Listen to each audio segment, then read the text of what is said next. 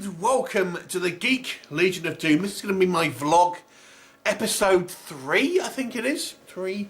And this is purely going to be the answers to my Q&A video that I did, both in the vlog issue 2 and a separate Q&A video. So I've combined all the questions from there and I'm going to simply answer them. There's too many to do anything else in this kind of video. I did have some other stuff I wanted to talk about, but I'll leave that to another time. So this one's pretty going to be answering your questions. And I did say that I will be giving away some prizes to some of these questions. So I'm going to simply say which questions I like the best. And those people, I won't be contacting, I'm going to need you to contact me. So I'm going to say, so go through the questions that I've taken from both videos. I think I've actually picked 6, I believe it is. So once I've obviously let you know that obviously you are a prize winner, just drop me an email at geeklegionofdoom@gmail.com. Just give me a rough idea what you kind of, it'll be some type of Blu-ray or DVD or a Funko Pop or something like that. Give me some kind of idea about what it is that you kind of are interested in. And I'm not, it's only going to be something that I already have. I'm just going to send you, so it's not going to be like, oh, can I have this new thing that's coming out on Zavvi or something. Anyway, on to the questions. And some of these are going to be a little revealing, I think, but I'm going to answer them. And this one, the first one, and these are in no order really. This one is actually from Sammy V, who actually did 2 questions, but they were in different comments, so I didn't realise until I had written them down. Anyway, in my opinion, what makes a good or bad review? Okay, so what makes, this is going to be personally speaking, this is what I look for in a review. Entertaining, informative, constructive, honest, production value, and what I mean by that, it's a clear picture or an audio ultimately. Concise, not too long. But what makes a bad review to me? What will put me off?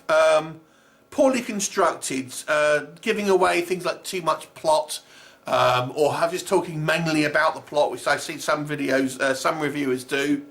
Always giving positive reviews. This is one that I've picked out. This is less so with maybe the bigger review channels, but I see some smaller review channels who clearly get screeners and they never want to say anything bad about the films.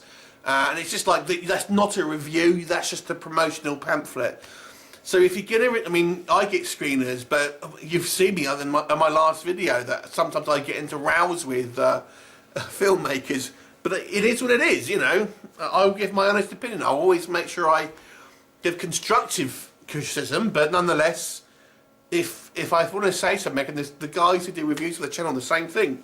But some reviewers I see only ever seem to give positive reviews, particularly when it's screeners, and it's just not worth it. It's no point in watching that review, if you ask me.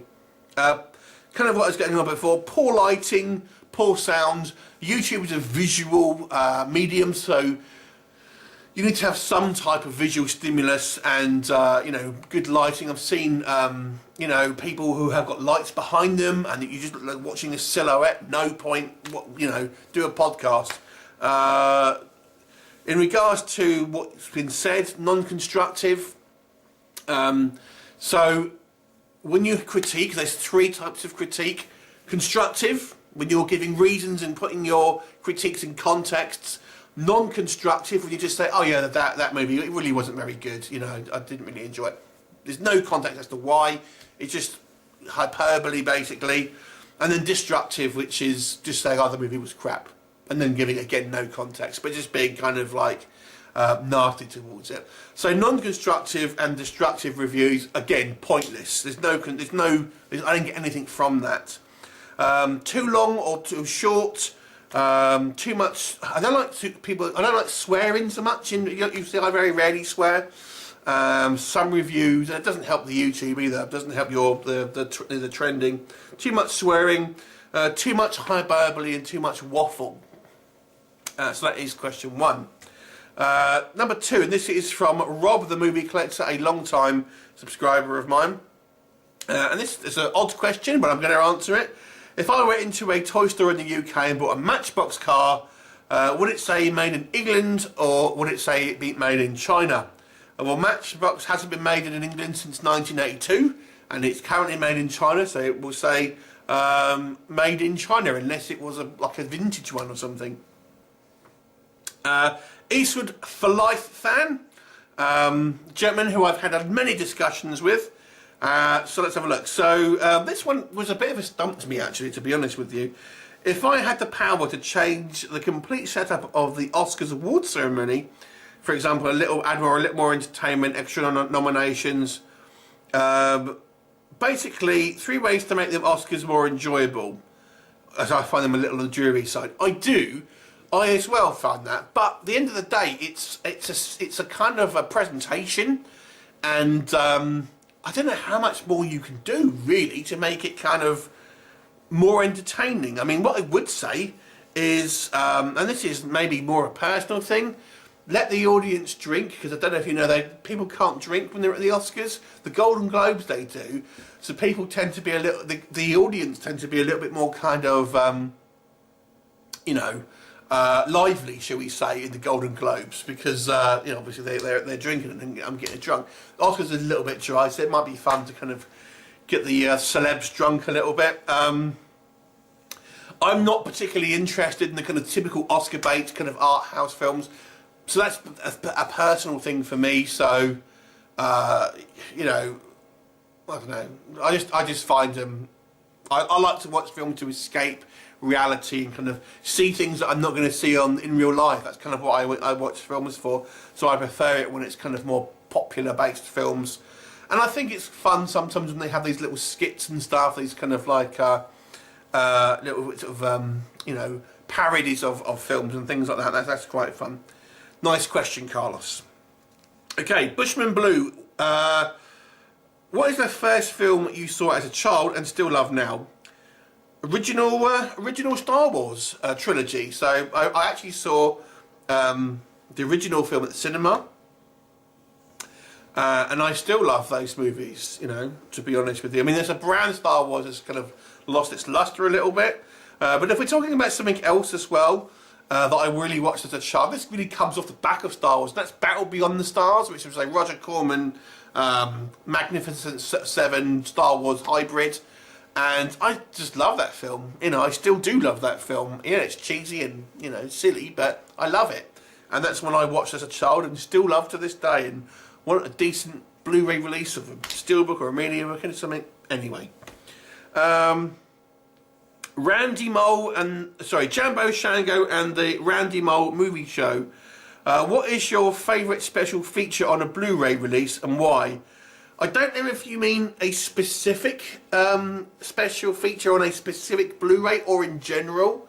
So I would say in general, I like deleted scenes on kind of things, but also I like those. If you the Marvel films used to do those like little mini movies. I've forgotten that one shots.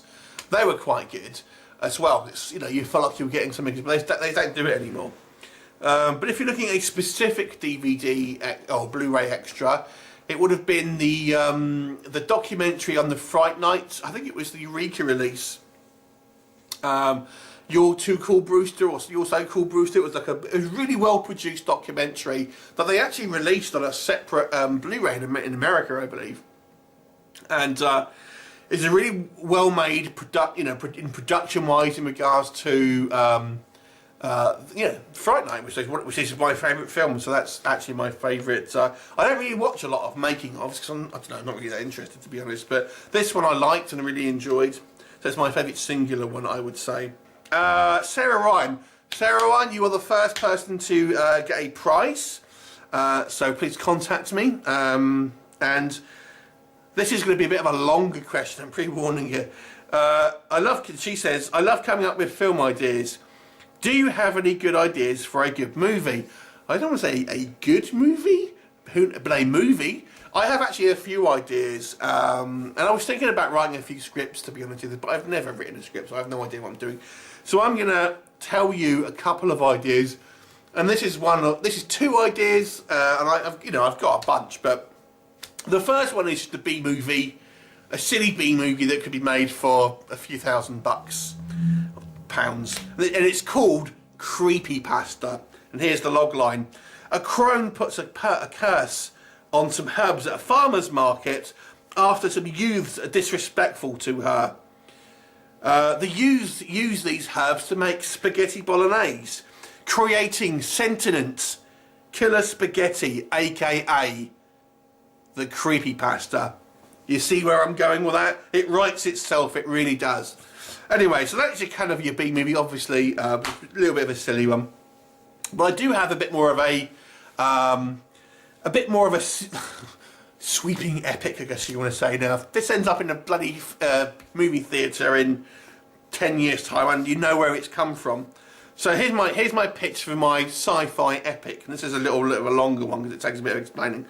So this will be set 70 years or in the future or so. Overpopulation is choking the earth. Natural resources are all but gone. Humanity is facing extinction unless it can find a new Eden, ultimately, a new way of surviving. But interplanetary travel, realistically, is not possible in mass, like a mass exodus. It's just not possible, even that in the future. However, a new unexpected hope arises when an ancient, previously undiscovered ruin underneath the earth reveals two, what seems to be portals that lead to completely different dimensions. So one has lakes of fire, rich earth, but seemingly very violent environment. The other seems peaceful and idyllic, but lacks any type of real resources. Now, as word gets out, the populace believes that these might be the gateways to both heaven and hell. And humanity has to terraform at least one of these environments. Now, political and religious arguments explode, obviously, about what to do about this kind of thing from all different kind of angles. Should they do it? Is it morally right, etc.? Things like that. But, you know, needs are a must, to be honest with you. So obviously a decision has to be made. There's violent clashes, the governments are out of time, and the decision is made to go into hell because they don't want to kind of invade heaven ultimately, or at least that's how it's spun to the public. Because it's said to the public they don't want to invade heaven because obviously that's sacred or whatever in whatever religion, so they don't want to kind of upset the apple cart. So the idea is they're going to invade hell. Now, the real reason that they're actually going to invade hell over heaven isn't anything to do with that. It's simply because there is more natural resources there. There's oil and kind of like rich earth and things like that. So the idea being that there's stuff to kind of work with there, and ultimately whoever controls its resources is ultimately in control of the human race at that point. So that's the idea. So that they end up kind of going into the kind of like hell and ultimately starting to terraform it. And but there's obviously you know, not so much kind of up and up reasons as well. However, what they also are doing, the government are secretly also planning to go into heaven as well, in smaller numbers and secret, to try and kind of like almost get a kind of 1% club ready to kind of go into heaven should they need to. Now that's really much the kind of the setup. As to what happens after that, I'm not going to go into the rest of it. I do have some other things that would come up as well, but that's ultimately the kind of the setup, and I won't go any further than that. But that's my pitch, so to speak, or at least the beginning of it. What do you think? Anyway, thanks for the question. Sorry that was a bit of a long-winded answer. Well, the next person I'm going to answer, this person also has won a prize, so this person, please contact me, Sparky Gerbil. Hi Leo, what is your favourite subgenre of horror movie and favourite horror era too? I have two favourite subgenres, I would say. Haunted houses, if you can imagine even a little offshoot of that, specifically haunted hospitals and asylums. I love them. Love them. The second one is aquatic horror creature features. So sea monsters, lake monsters, shark films, stuff like that. So they are my two favourite kind of subgenres within the horror genre. My favourite horror era is a tough one. I don't know if I have one. It's kind of easy to say the 80s, but there's plenty of films that I like in other decades as well. And I've got to say, people say they don't like modern horror. I kind of like a lot of the modern horror. So, you know, I think there's plenty of good stuff that has come out in these days. I mean, yeah, I would say the 80s has got some classics, but so that's probably my answer. But I'm not a huge slasher fan, and the 80s is more of a slasher era. So there you go. But I will say the 80s anyway. Matt Val. If I had to get rid of my collection, but I could only keep one film edition on any format, what would you choose? Again, I'm not quite sure what you mean on this one. So, one film format, I would say I would keep my Blu-ray steelbooks, because that's ultimately what I've kind of been concentrating on collecting these days. You know, I'd be gutted if obviously the rest of them went, but you know, the bulk of what I buy now tends to be kind of steelbooks. You know, I buy box sets and kind of media books, and then there's Amarais as well. But if I had to say one sort of sub-format, so to speak, it would be Blu-ray steelbooks. Cool Grandpa. What do I think? Who do I think the king of makeup, Jack Pierce or Rick Baker? Who has the biggest influence in the industry? This was a tough one. I think you have to talk about Stan Winston as well in this conversation, if I'm honest. Now, you know, I was quick to say Rick Baker, but Jack Pierce, I mean, when you think about Frankenstein's monster, you think about that flathead design and all the universal design, and that's him. So I feel his legacy has lived for longer and is probably more iconic, if I'm honest. But in the modern era, I would say Rick Baker is in part responsible for the 80s horror boom. So I would say Rick Baker, but it's tough. It is tough. Both men are extremely influential, along with others, including Stan Winston, who I think also deserves a mention. Great question. Death Central. If I would have to create a slasher team like the Avengers or the Suicide Squad, who would you pick and what would be their roles in the position? Kind of like the Avengers. Right. This one took me a while to think of. So, I haven't stuck exactly to slashers because so I've kind of got some somewhat unslashers as well. But Freddy Krueger, he has the power to invade enemies' minds when they're asleep. So he's kind of like almost like a psychic attack, really, at the end of the day. So he would be one. Jason, he'd be the tank. He's like the unstoppable physical force. So Jason Voorhees. The Creeper from Jeepers Creepers. He has flight. He also has ranged weapons. He has a truck. So he has obviously you know, transport. He repairs damage. He's kind of self-healing. So there's that as well. So he's got kind of quite a lot to offer the team. Dracula. And if we're picking a kind of a specific one, I would say the 1979 Frank Langella one. Seduction, intelligence. He's able to create minions, vampiric abilities, and probably I would say is he's the most to kind of infiltrate humans and kind of maybe get information. Probably the leader as well, I would say. You know, and then the last one will be the Djinn from the Wishmaster series. Because ultimately, I mean, I was a bit stuck on this last one because he's a magic user. He's kind of like your Doctor Strange, so to speak. Although his powers are somewhat limited to who he's talking to, but nonetheless, he has the power to do whatever basically. So that would be my team, and I think with that team you've got all your bases covered. So that would be my pick. But really good question, actually. I wish I could give everyone prizes. I really do, but I had to kind of limit it to a few. But the great question. Right, Lawrence Victoria. Do I play video games, and what is my favourite video game? I do not play video games. I used to. I haven't played video games for pushing a decade now, to be honest with you. I actually used to work in the video game industry, believe it or not. I worked for 11 years in the video game industry, but I just don't play anymore. It just doesn't. I mean, when the new, the last one I played was, no, it could have been 10 years ago. The last video game I played was Skyrim when it came out on the Xbox 360. So whenever that came out, that was the last time I played a video game. But my favourite games are the Elder Scrolls games. I actually prefer Oblivion to Skyrim, but Skyrim and Oblivion, I love them both. Gears of War 2 specifically, and then prior to that, GTA Vice City. Again, I just love the 80s setting, and probably even before that, probably Street Fighter 2.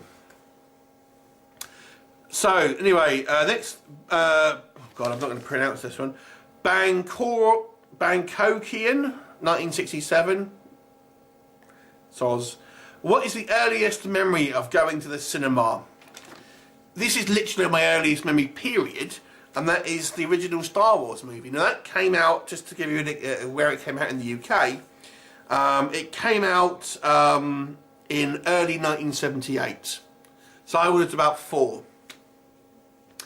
Now in the US, I know it came out in 77. It did come out in 1977 in the UK, but it was like the 27th of December 1977. So I would have seen it in early 2000 early 1978. So it was one of my earliest memories, and I remember going with my father, who's passed. So this is how I know that it's obviously a very early memory. And yeah, it's the first film that I've ever seen, and it's actually my first memory of that young. And it's vague, but I know that I know that obviously that actually happened. So interesting. So it's kind of like, you know, it's historical for me, Star Wars. John N. Do I think my channel helps you cope with the struggles that I may have in life, downtime, setbacks, depressions, etc. And then also, do I think horror movies and cinema in general is a pleasant way for your personal life along with this channel? Yes, in that, to answer that second one first, I love watching films. This is why I kind of do this channel. And you know, it was, you know, yeah, it's a great way to spend time. I mean, a lot of the films I watch, I get sent to review, so it's not so much I choose them; I get sent them. So there's an element of sometimes if I don't like them, I've got to sit through it. But there you go. Do I think the channel helps me? I mean, this is my main hobby. So this is kind of if I had to, with my free time. I mean, if you know the channel, I try and put out a video a day, and it's not always me, but it's my main hobby. It takes the bulk of my free time, even just, you know, if you count kind of watching the actual films themselves as well. So it's certainly, I mean, I live on my own, so it's kind of like I have the time in regards to I don't have kids or anything like that. So so yeah, I mean, it definitely does keep me busy, I suppose. I mean, sometimes it's kind of feels more like work to a certain degree, but I don't not enjoy it. But interesting question, thank you. Right, where are we? Talking about games. Talking about games asked, what would you consider to be the most powerful or impactful experience you've had as a horror fan and watching horror fiction? This one I struggle to answer, but I do have an answer. But I don't know if powerful is pushing it. But I remember absolutely kind of this particular scene in this movie. I just kind of like, I saw it, but it blew my mind almost. I was like, wow, that's so clever. And the scene I'm talking about was the ending of Evil Dead 2. Now I would have been about 22 at the time, 23 maybe. Maybe even, no, I would have been younger than that. No, I probably would have been about 18 thinking about it. So I was, yeah, about 18 when I saw Evil Dead 2. And spoilers if you haven't seen Evil Dead 2. So the ending is where he goes back to obviously the medieval times. But it was the fact that it linked into the scene earlier on where he's kind of looking at the Necronomicon, and he sees what he doesn't realise is a picture of himself. And he goes, oh, I've got a chill down my spine. And then my realisation of when he goes, you know, you see that scene at the end where he's in like medieval time, and you know Ash has realised that's him in the book that he was talking about earlier on. I just thought, wow, that was such good storytelling, and it just kind of like, I was so blown away with that ending. It became my favourite film for such a long time because I just thought it was the most incredible and clever ending, and just worked really well with this kind of seemingly innocuous kind of scene halfway through the film where he's looking at the book and going, oh, you know, who's this saviour all about and stuff like that. I thought it was so good. And obviously on a relatively low budget movie, great scene, and that really kind of like made me a horror fan, I think, that film. You know, then I wanted to seek out more films like that. So that to me is my answer. The Wicker Boy. Dean asks, is there a film that I was looking forward to seeing but ended up being a big letdown that I still hate now? This is not a horror answer, but it's going to be every Star Wars movie outside of the original 3. Every Star Wars movie has been a disappointment to me. And this might seem an obvious answer, but it really has. I mean, I just think Star Wars to me was, like I've said, answered in the previous question, it was a very thing, it's a special thing. It's my earliest memory, when I was a kid, it's what all of my friends used to talk about and play with, you know, play toys and stuff, because I was that age. And I remember being disappointed with the prequels when they came out. You know, it was just like, this isn't so good. Initially, I quite liked The Force Awakens, but when I thought, do I want to watch it again? I was like, no, I don't really want to watch it again. There was just no desire. And then The Last Jedi was just like, oh god, this is like, it completely, to me, it completely has gone. The magic of that franchise is gone. Solo and the Rogue One were okay, but I don't know. The magic had went for me, so I don't know if I hate them, is a bit of a strong word, but they were a letdown. Buckaroobanzai, and this is Buckaroobanzai, you are a winner. And he's asked 2 questions, and this is similar to another question that was asked actually, but this one I really had to put my thinking cap on. If I was given direct access to Euro-Italian fantasy action stars from the 70s and 80s, who would you call up to have a kind of a 50 million B-movie Expendables cast in a sword and sorcery movie? And who would I get to direct it?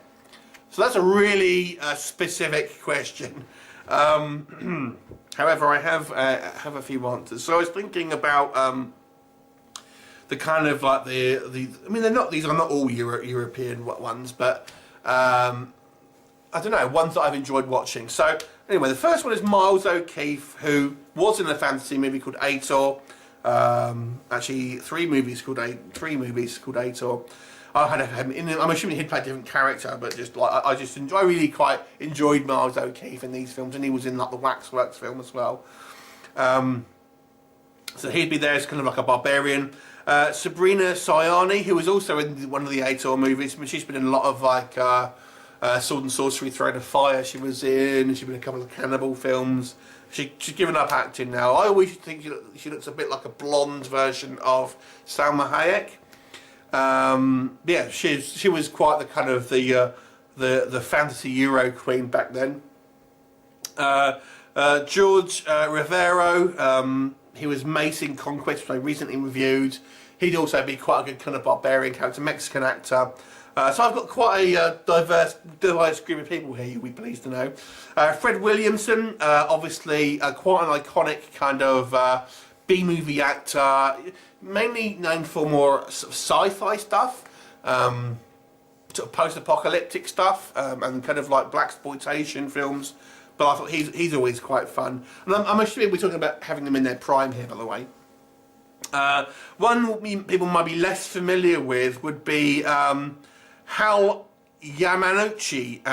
Now he is a Japanese actor who, again, you recognise him in just a few of these things. And one of my favourite fantasy films is Hearts and Armour. He was the Japanese, one of the mercenaries, for example. But he's been in a whole bunch of sort of fantasy and sci-fi films. That'll be him. And then Sybil Danning. You know, again, she's not so much. She's more of an American in more American films, but of course a a big B-movie actress back in the day. And as to who to direct it, that will be, he's more known for horror stuff now, but Don Coscarelli, who directed Beastmaster. And Beastmaster is probably my favourite fantasy film, so I'll get him to direct it. And I guess now with his more horror experience, you could make it somewhat of a fantasy horror. Right, number 2. This one's a bizarre question. This is why, there's 2 bizarre questions here, so this is why Paul here has won a prize. If the characters from the end, now I've had to tweak this question a little bit because it was quite wordy, so I had to sort of tweak this one and paraphrase it. So if the questions from the MCU, say the original Avengers, so 5 or 6 characters were brought to life as living, breathing characters. However, they were the size of Funko Pops and kind of all like super deformed like Funko Pops. Which characters from my Funko collection would I bring to life to fight them? So you've basically got living Funko Pops of the Avengers, and out of the Funko Pops that I own, who would I get to fight them if I could have did the same thing with them? So I'd have Darth Vader, who I have as I don't know if you can see him back there. No, he's put it on the other side. He's obviously got the Force and everything. I've got Evil Lyn and Skeletor from the Masters of the Universe, both magic users, pretty powerful. The Night King from Game of Thrones. Optimus Prime, even though it is the Michael Bay version, he's still pretty powerful. And then the Crow, who I have as well. I can't remember exactly because a lot of my Funko Pops I've put away, to be honest. But anyway, that'll be my pick of that team. This video is going on forever, isn't it? Anyway, so Roger Ram, why are you the greatest of all time at reviewing films? He asks, and my answer to that is good looks. Thanks for the question. Tom Embalom asks, the like button, why is it blue? And, well, it was the colour of the creator's eyes, quite obviously. Sammy V asks, this is the second question from them, what happened to your other co-hosts? Now, I'm not sure if you mean people who contributed to making videos or people who I physically had next to me. So I'll answer both. Madison Mayhem, Bobby Lapire and Deadly Dames have all stopped doing their own YouTube channels, and they all used to obviously contribute to this one, but they've ceased doing videos for their own channel, and then by proxy ceased doing videos for here as well. They may well start up again one day, I don't know, but as of now that's how it stands. As for hosts that have done videos with me in the past, on occasion, very early on I had Zara and 2 girls called Zara and Chloe who did a couple of reviews with me. Ultimately they just moved out of the area. Zara has done her own channel now about books. I did link it I think in the first vlog video, but they've both moved out, so I didn't see him that much. Matt, who did a lot of the kind of the convention videos, he ended up having a baby with his wife and I don't see him as much now. Then I've had a variety of female hosts that would have been my ex-girlfriend. There's been a number of them that would have been a girlfriend at the time. Say no more. You could probably guess why they don't appear. And then Steve and Chris, who I had done a few videos with from time to time, still do pop up. And I'll have a couple of new hosts. I'm planning, fingers crossed, to do a car boot sale to eBay challenge this weekend, if the weather holds out. So you might see a couple of new faces. Anyway, next question, Screenstars. We're nearly at the end,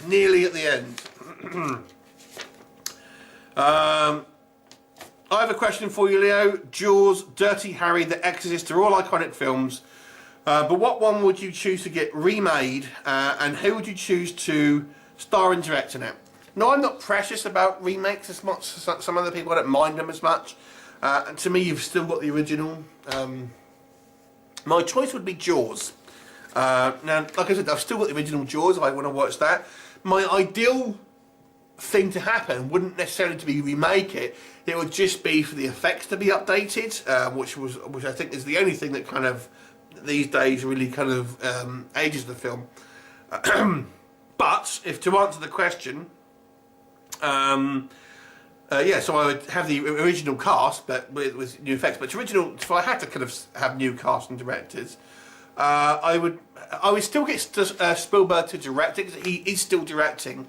So I would get him to direct it, and I would have Stallone as Quint, because he has that battered, weathered look, and you know he can do good acting. We've seen it in like the Creed, the 1 and 2, along with other films, where he can do some good acting. And I just think he'd be a grizzled old fisherman. I think he'd be quite good. I would cast Idris Elba as Brody. He would be like, again, a sort of like middle-aged, not as old as Stallone, but middle-aged, and you know, I think he has gravitas. He's not necessarily known for action, but he'd still be able to kind of do that. He'd be my pick for Brody. And for Hooper, I would go with someone younger and considerably younger, and kind of idealistic, sort of straight out of kind of university. And I'll go with Andrew Garfield, who I really loved in Hacksaw Ridge, and obviously Spider-Man. So that'd be my answers to that question. Nice question, Aaron. But anyway, Blu-ray Ben. Blu-ray Ben, you have won yourself a Blu-ray. This is a fun question. If I had to go back in time and be on the set of any film, what would it be and why? Now, I actually read a book on the making of the original Evil Dead film. Now, Evil Dead 2 is my favourite, but the original Evil Dead was such a guerrilla shoot, and the crazy stuff that they did to get that shot, to get those shots and kind of get that kind of like that inventive feel to it. I would have loved to have seen that. I mean, it sounded like absolute hell. Now, I'm not saying I would get involved in it, but it would have just be to see how they kind of really just kind of like jerry-rigged everything and kind of like made a film out of virtually nothing, I think would be fascinating. But I'd also follow up by saying almost the opposite end of the scale. What would be really interesting is to go back to the golden ages of Hollywood and see something like a production of Cleopatra, and kind of watch that and see how this kind of like this golden age of Hollywood was really, and how kind of like how different it would be compared to maybe now. Okay. Lauren's collection. My question is, how do I get into YouTube? What is the inspiration to start recording YouTube videos? So I have actually answered this in a question years ago. Now it might not be my origin story, so to speak, is probably a little different to most. So I used to knock about with two other guys. Matt, who I've mentioned, who has done a few other who does a few videos in the original when I first started. And this other guy. Anyway, we wanted something that we could do together that didn't involve going out and drinking, because it was kind of like we did it maybe a little bit too much back in, you know, when I was a little younger. And we wanted to do a thing, because we were all kind of geeky. We wanted to do something which we could do as a kind of group of friends that didn't involve, you know, that sort of activities, basically. So, you know, we kicked around a few ideas, and then I thought of this, doing a YouTube channel. And so we started it. So I kind of started doing a few videos. Initially, I didn't really know what I wanted to do with it. I didn't do reviews straight away. It was more collections videos and stuff like that. Eventually, I kind of found my footing. But this is why we call Geek Legion of Doom. It was never, the idea was never meant to be me on my own, which is always where I'm very kind of, I'm very happy to work with other people doing contributors and stuff like that, because I want this to be a kind of, not a one-man show. I always want other people to be involved, and it almost to be like a stable of kind of creators. That was the idea behind it. That's why I called it Legion of Doom. Anyway, but as it turned out, Matt, who originally kind of did do a few videos, but he doesn't live near me, so I didn't see him as much. He ended up having a baby with his wife, and once he had his baby, I didn't see him as much.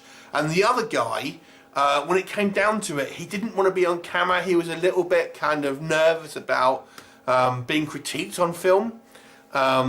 So he didn't actually, he sort of didn't want to do it when push came to shove. But at that point, I'd already sort of started it, so I just carried on. So that's kind of how it ended up, basically. Right, Eric Ramicus. Right.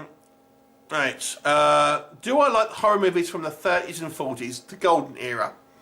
Do you know what the kind of the classic kind of black and white Universal horror movies and stuff like that, the Wolfman, Dracula, they remind me of a good time in my life. The kind of when my grandparents were still around and I used to watch these films with my grandparents. So they are quite special. I mean, and also the kind of the old Tarzan films as well. And I reviewed one of the Tarzan films just because I was feeling nostalgic, and it reminded me of my grandparents. So yeah, I did. I mean, I did like it, and there are you know, like certain comedy ones like Harold Lloyd. I kind of quite liked. Oh God, Laurel and Hardy, that sort of thing. But I'd also say I quite like the 50s. I quite like the kind of the monster sci-fi films from the 50s as well. Interesting question. Right, final one, and this is 80s film fan who also gets a prize, so just give me a shout. And this is the answer one. So, if I had to escape my phone with a fire, but I had no time to fill my arms with outside of 20 Blu-rays, which ones would I keep? And also, if I could take any 5 movies that you're really looking forward to and that turned out to be disappointing, erase those versions from the existence and hand the projects to a new director, what films would I pick? Okay, so honest answer, if I was to lose all of my films but 20, I simply wouldn't care about the films. You know, if I were to lose everything outside of 20 films, I would just sell the films. But if I had to save 20 of them, I would try and save the 20 most valuable things that I own, purely so I could sell them and obviously pay for my damage or whatever that I've lost in a fire. That might sound like a kind of a cop-out answer, but it's the truth. If I lost nearly, you know, like 99% of my collection and I can only save 20, I just think, well, that's it, my movie. I wouldn't start again, is what I'm getting at. Yeah, it would just be the end. I just think, okay, that's done. You know, I've lost my collection. There's no point in kind of in trying to kind of build that collection again. I don't have the money for it all the time, so I would just pick the 20 that I can, the 20 most valuable things, just so I can sell them to try and get some money together. That might sound depressing, but it's the truth. Then question 2, and this again, this kind of relates to something I've mentioned earlier on. If I could have erase 5 films from existence and get them kind of remade, it will be the last 5 Star Wars movies. Now I'm counting Episode 9, even though that isn't out yet and I haven't seen it. I don't like where the story has gone, so that to me, I don't care where it goes. Really, I would want to completely rewrite the Star Wars saga. Now, let me just explain very briefly what I didn't. One of the things that I feel was the mistake was that when Force Awakens starts, the status quo is more or less the same, which completely undercuts what happened in Return of the Jedi, if you ask me. So I would have liked it had to have been that the good guys, the Republic, have won, and all this time they have been ruling the galaxy in peace. And then we have a new trilogy of films that start off with almost in reverse. So you have the rise of a new enemy, like a new galactic empire, so to speak, but they are not in control at the beginning of that film. So you've got like 20 or so years of peace. So they won. They had their victory at the end of Return of the Jedi, and they had this time of peace and stuff. And there could have been a few conflicts and personal stuff going on, but it ultimately doesn't undercut Return of the Jedi, which is one of the big problems I have with this new trilogy. Yeah, so that would be where I would start with the Star Wars films. So I would just completely get rid of all of the kind of the modern era Disney kind of Star Wars films and start. I mean, the prequels are almost inconsequential because they don't change where those films kind of ended up. So they can stay, but the new ones I would just completely start again and go with that kind of And it's silly to say because ultimately it's to go in a direction which is a bit more story driven, a bit more mature, not just an excuse to kind of flash new characters so they can sort of sell new toys. And I'd want an auteur director. I don't really have an ideal choice for it. Someone like Christopher Nolan, really. It doesn't really seem like he'd be a massively good fit. But someone like that who would be able to stand up to the studios and have a clear vision of where they want to go, but take it in a way that I feel would where is natural for the film progression, but does not undercut what was before it, and is not just there to sell toys, even though that's what it is. This is like the Dune scenario ultimately. So I mean, Star Wars was such a big influence. You know, it's very disappointing to have ended up where it's gone ultimately. So that is my answers. This is probably the longest video that I've done. I have no idea how long this has gone on for.